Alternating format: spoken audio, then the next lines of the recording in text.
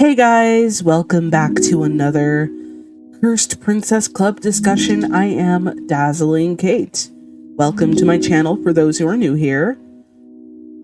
Anyways, I dive into all things nerdy, webtoon, comic book, anything nerdy in general. So yeah. Also, for those who are old here, I've decided to do more of a different background kind of thing. Have something going on in the background. I will be changing this icon a bit, like, later on when I get the time to finally finish the icon for my discussions like this. I'll get around to it eventually. But anyways, in this discussion video, we'll be discussing, is Gwendolyn a Mary Sue?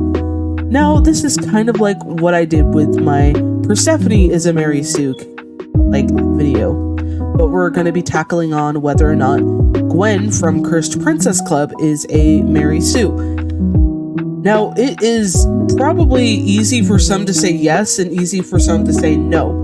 Now, a lot of the time, let's go into the qualifications of what would make her a Mary Sue, and then we'll go into the qualifications of what doesn't make Gwen a Mary Sue. Now, let's start it off with the we'll start with the obvious. So Gwendolyn is a princess with 3 siblings and a protective father figure. And some may think that since she's involved in a lot of activities like, finding out about the Cursed Princess Club and running into a lot of different problems throughout the story and having many hobbies that make her qualified to be a Mary Sue, baking, sewing, and designing these outfits, because I think that's a different hobby in itself. It's not just like, sewing. She can easily get a sewing pattern, but she designs these outfits. Okay, so baking, sewing, designing, and there was another one, I promise you. She also loves cleaning, so I feel like there's more. But basically anything creative, she's good at.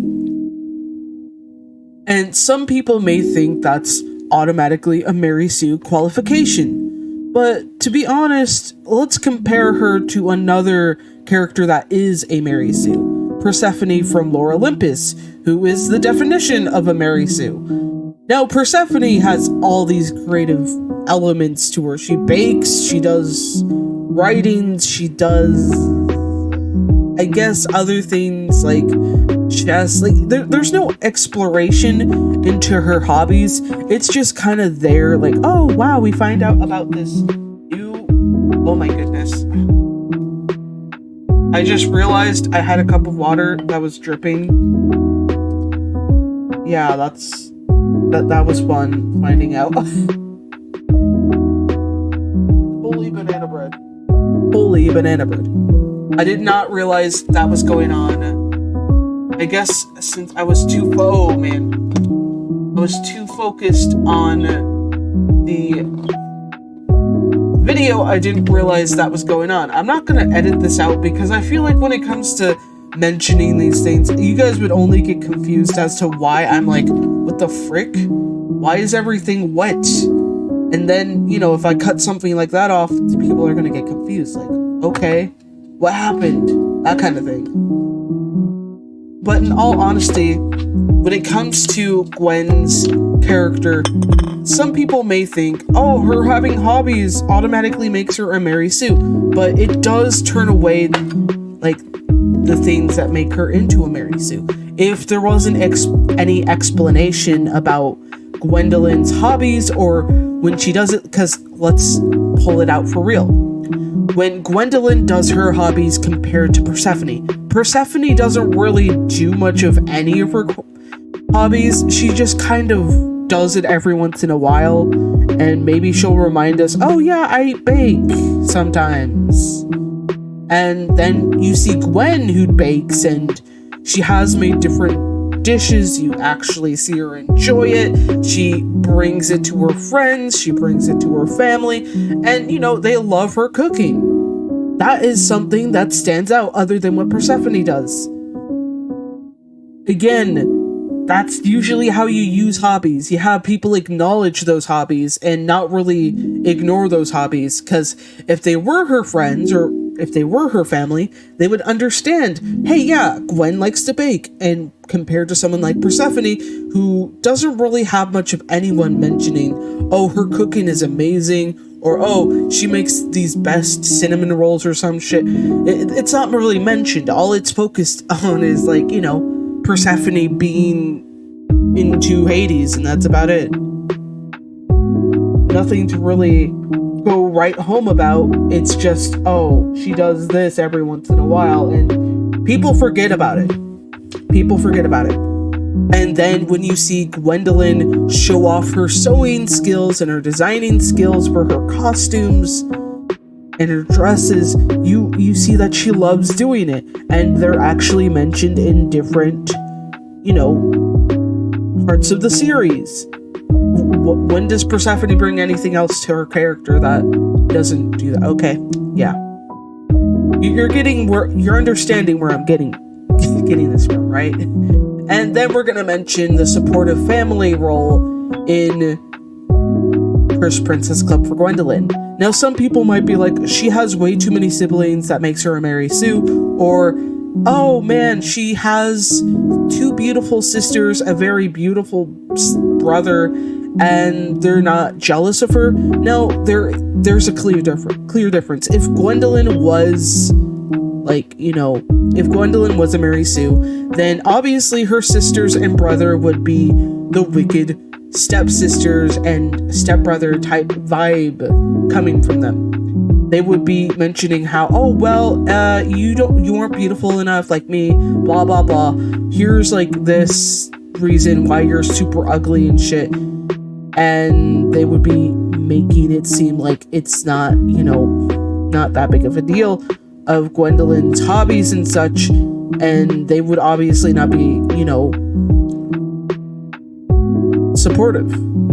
That's a huge Mary Sue trait. A lot of the time, you see non-supportive characters connected to the main character, and it's always like, oh, this depressing backstory. Oh, her mother died. Oh, her siblings hate her because she's ugly. And, like, the list can go on. But I'm glad that Lambcat did do something different and made it so her, you know, Gwendolyn's family is actually supportive of her and care about her more so than what would have been the clear choice for a lot of other writers. That would have been having the siblings be non-supportive. They hate Gwendolyn. They hate her with all their heart, blah, blah, blah. That's the clear thing about Mary Sue's. That's a red flag of Mary Sue being created. That you have people in the character's life not being supportive. And of course, the other trait would be that Gwendolyn was cursed to be ugly, which would be a Mary Sue trait. That she would be cursed to be ugly. And I'm glad it's just how Gwen is, considering how her mom is in the story. And how she's also, quotation marks, ugly. I like that a lot because it gives more information. It gives us a better understanding that not everyone's going to look super beautiful. Not everyone's going to be this. They actually take that and make it more believable. But yeah, already I talked about the supportive siblings, and I talked about the hobbies being a big impact to the character. Okay, there is another trait that is connected to Mary Sue's. Well, I'll get into that in a minute. I gotta take a sippy sip.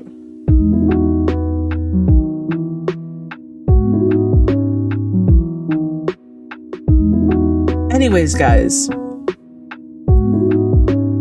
Another trait with basically having Gwendolyn be a Mary Sue would be that everything revolves around her. Or some big tragedy happened and only she can solve it. And let's just say, yes, there have been incidents in the Cursed Princess Club where Gwendolyn has shown that there's like, some kind of tragedy like her mother dying. There's not much mention about that too much until later on in the series, but even then she doesn't automatically find out about that. It's actually Ariella. Man, I'm probably saying her name wrong, and I'm sorry about that. There's that, and then there's the mention later on with gosh, goodness graciousness, I'm just trying to remember everything while I'm looking at the script. When you're just like looking at the script and it's like, oh crap, it doesn't make much sense here. Yeah, that's me right now.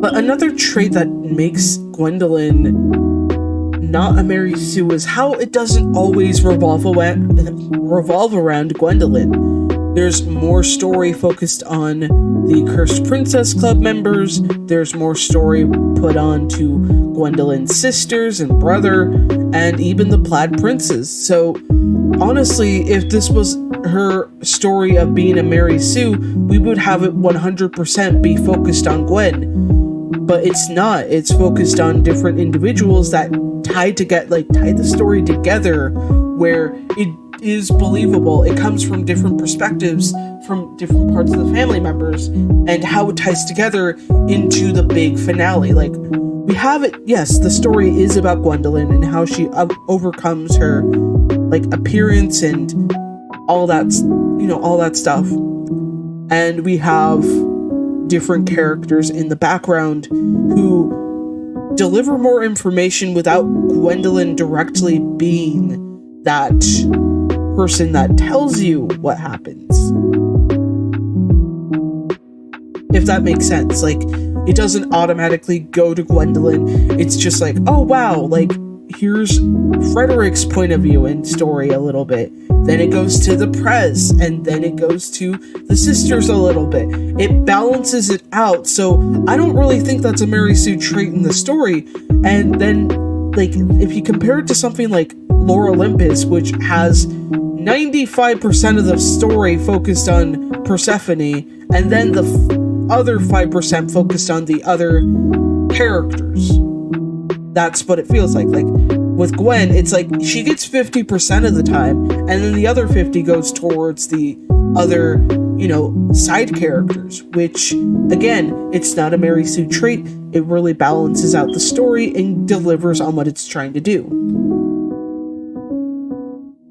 But yeah, Gwendolyn is not a Mary Sue. She's a very well thought out character, and I love how the story goes with her. Some people may think, oh, but her family members being supportive of her seems very Mary Sue. Or, oh, why doesn't she have, evil stepmother or evil this or that? I think when Lambcat was coming up with this, story, I think they wanted to avoid any cliches that would have obviously been there, would have obviously been thought of first. And I think they decided to go with something different to deliver on, okay, here's a story within a fantasy-like world. How, it's about this girl who some perceive as ugly, and she discovers a group of cursed princesses. That is an interesting way to go about it. Some may think she's cursed, but that's how she really is. Compared to someone like Persephone, per se, Gwendolyn and Persephone, Gwendolyn is very much has more information. She has more development character-wise and story-wise for herself than Persephone has with her character, or with her, the stories that intertwine with her story.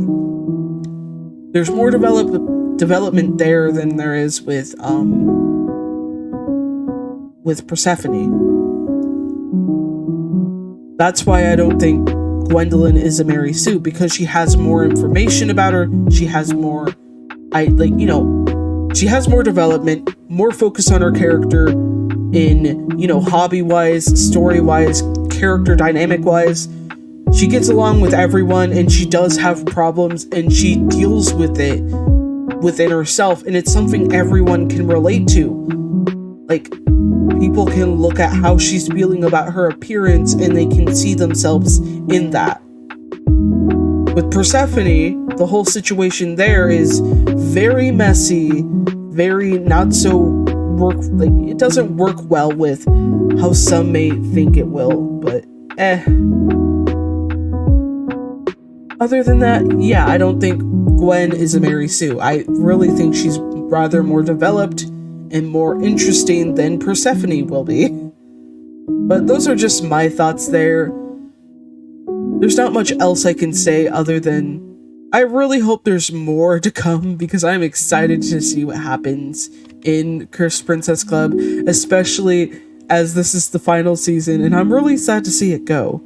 But anyways, guys, I really hope you enjoyed this video, and if you are new here, please hit that subscribe button. It would mean the world to me.